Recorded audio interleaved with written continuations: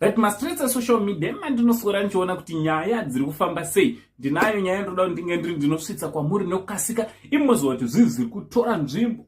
Anditi zikutora nzvimbo mastreets umu.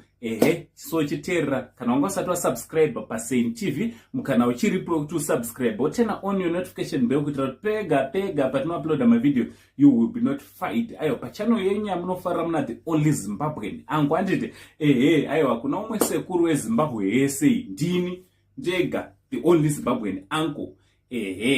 Ndati papo ndipasimbise. Umanobva atiko unozviti anko sekuru papi nezera rako aiwaka chimweni gamuchira usechi hanzvadzi chamai wako chidoko chepesira zvotoendeka usabatikana nezvinhu zvisina basa zve-social media. Ndizvudi kwese kwamuri. Nyaya ndauya nayo inyaya yaDJ Shugeta kana kuti tafadzwa Ben. DJ Shugeta anozikanwa zvakaronzi tafadzwa Ben nemusikana anonzi iye ana Chibaby Honde uyo wanga achifambidzana naye vachidanana. Rudo rwavo ruchiranakidza ndo rudo rwanga kutova padhuzonzi power couple. Anditi vaviri ava vachidanana sokudaro vakambodanana vakarambana vakachemedzana misodzi chaichai.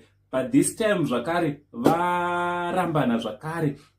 Amenoti misodzi chaichai imwe mongotarisa mumalive avo pana vamwe bhudhi vanofarira zvekuchema.